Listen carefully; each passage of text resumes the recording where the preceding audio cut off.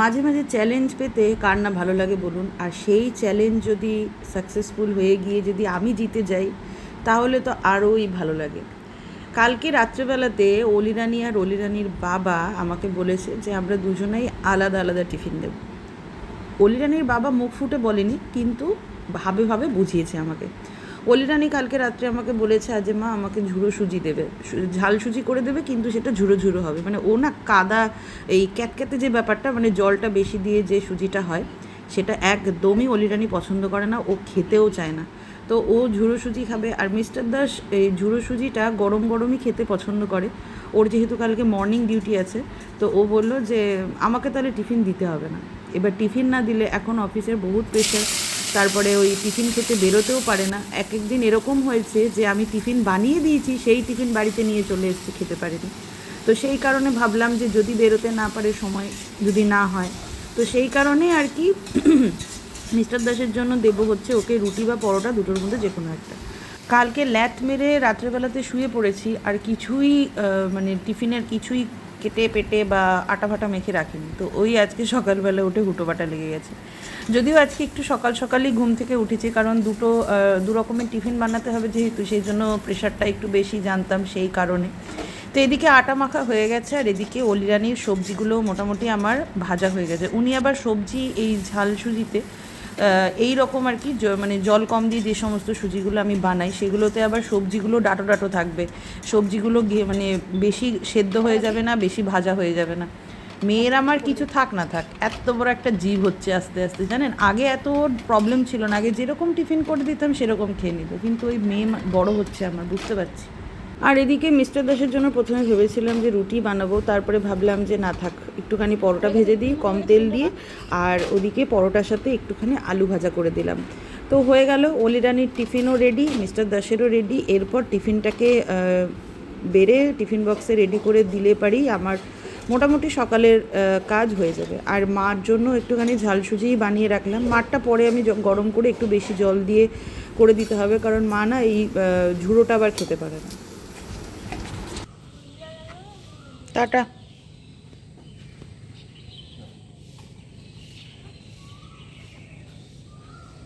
ধরে বসিস,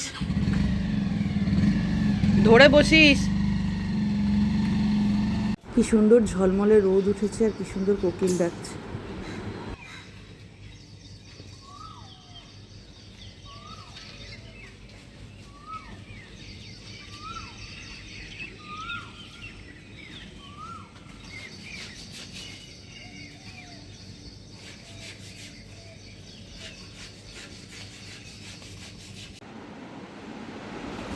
good morning, welcome back to my channel.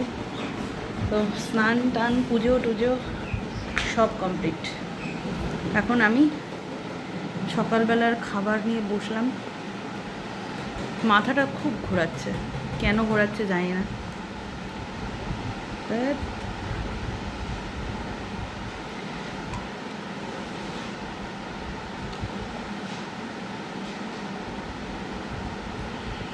এটা একদমই খেতে ভাল লাগে না, কিন্তু এটা খেলে পারে না খুব এনার্জি আসে।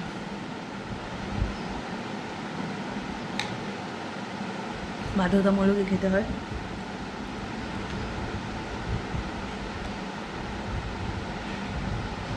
এটা খেয়ে একটুখানি 15 মিনিটের জন্য ডিপ স্লিপ নেব।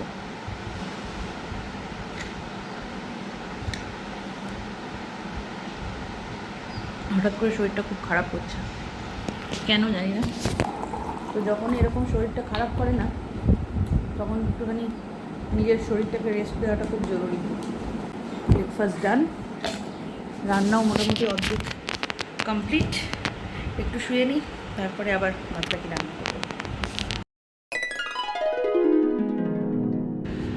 ওকে, গুড ইভিনিং এভরিওয়ান। তো কালকে থেকে শরীরটা খুবই খারাপ ছিল। দুপুরের পরের থেকে হঠাৎ করে এত শরীর খারাপ হয়ে গেল যে আমি আর ব্লগ কিছুই বানাইনি। আর মানে কালকে গোটা সন্ধে আমি মোটামুটি এক প্রকার শুয়েই কাটিয়েছি, মারাত্মক শরীর খারাপ ছিল। তো আজকে সকাল থেকে ইচ্ছে করেই ব্লগ বানাইনি, একদম রেস্ট নিয়েছি। বিকেলের পরের থেকে একটু ভালো। তো এখন ঘড়িতে 8:30 বাজে। অলিরানিকে পড়ালাম, তো আমাদের এখানে না রামনবমীর মেলা হচ্ছে, তো অনেক দিনই হয়েছে বসে গেছে, তো অলিরানিকে না দেখানো হয়নি। তো আজকে একদম 5টা থেকে অলিরানিকে পড়তে বসিয়ে দিয়েছিলাম। তো পড়াটরা হয়ে গেছে, এখন একটুখানি বেরোচ্ছি জাস্ট হালকা। আমি একটু চা খাবো আর ঘরের কিছু টুকটাক জিনিস ওই মেলা থেকেই কিনবো, যেগুলো আমার এখন খুবই দরকার। আর অলিরানি একটু দেখবে, টুকটাক খাওয়া দাওয়া করবো, করে চলে আসবো। তো চলুন বেরোনো যাক।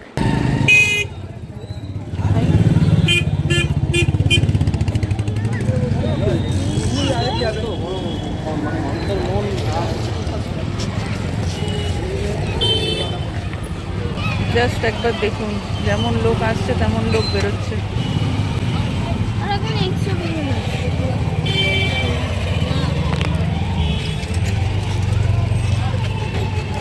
বাবা, এই অবধি আয়া পড়ছে।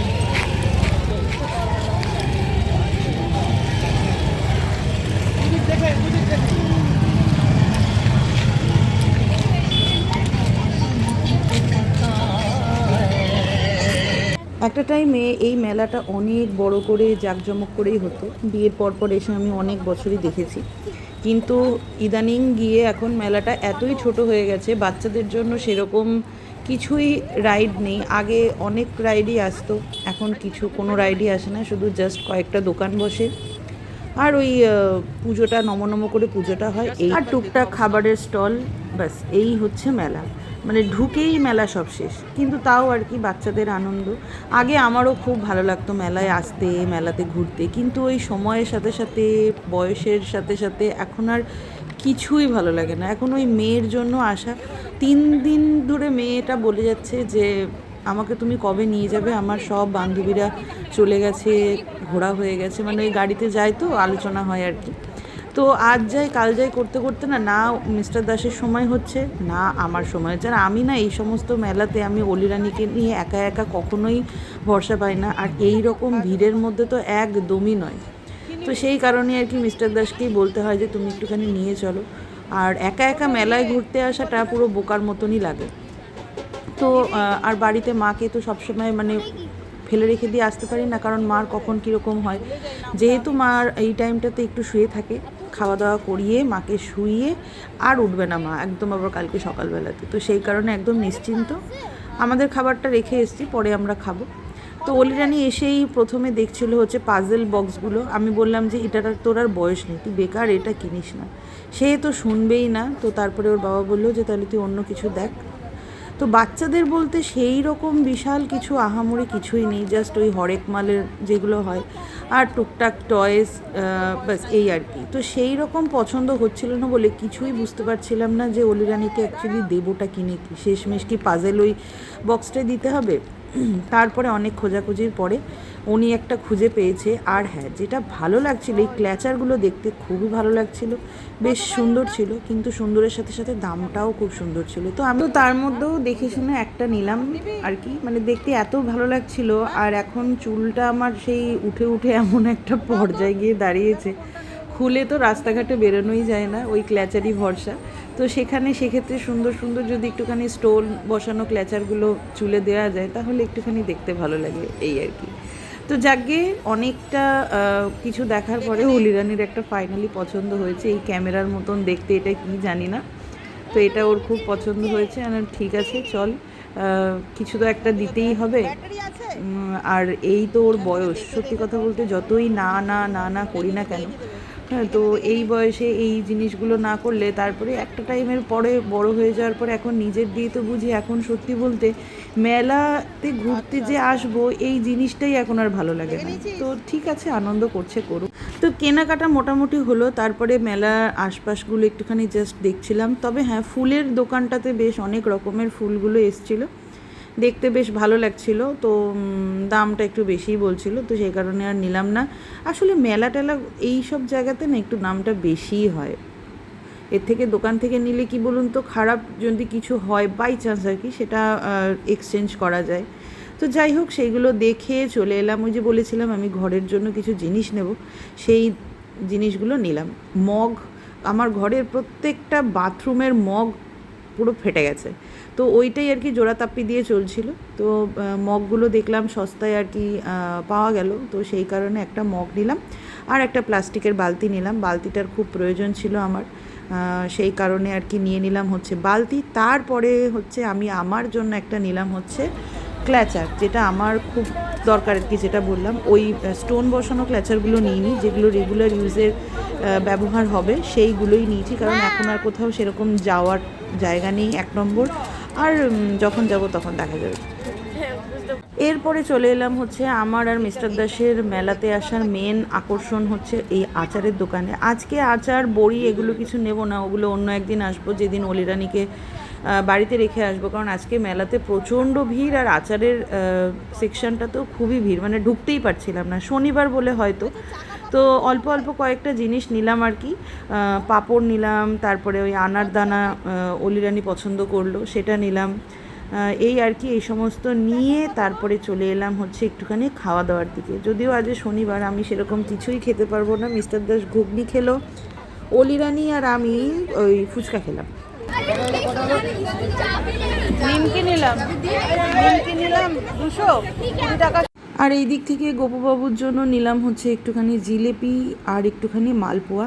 আর এই যে দেখুন গরম গরম মেলার জিলিপিগুলো দেখতে কি ভালো লাগে না, দেখতেই ভালো লাগে, খেতে এখন আর সেই আগের মতন টেস্ট আর নেই, যদিও কিছুই আর আগের মতো নেই, সব কিছুই এখনকার মতোই আর কি। তো যেটা মানে আর কি পেয়ে আসি না, মানে এসেছি আর কি আগে থেকে, তো সেটা একটা এক্সপেকটেশান থাকে, তো যাকগে। আর একটুখানি গজাও নিলাম, মোটামুটি সব কিছুই আর কি অল্প অল্প করে নিলাম, সব রকম জিনিস। আর তো এই ছিল হচ্ছে আমাদের মেলা ভ্রমণ। এরপরে বাড়ি যাব, তো যেহেতু শনিবার এদিক ওদিকার কোনো খাবারই খেতে পারবো না, আর জিলিপি খাওয়ার ইচ্ছে নেই এখন, তো সেই কারণে একটু ফুচকার দোকানে দাঁড়ালাম। মিস্টার দাস বললো ও খাবে না, আমি আর অলিরানি খাবো। তো আজকের জন্য ব্লগটা তাহলে এই অবধিই রাখছি, দেখা হবে কালকের একটা ব্লগে। আর মেলায় কী কী কিনলাম সেটা না হয় পরের ব্লগে শেয়ার করবো। তো সবাই ভালো থাকবেন, সুস্থ থাকবেন, সবাইকে ভালো রাখবেন। আজকের জন্য টাটা, গুড নাইট।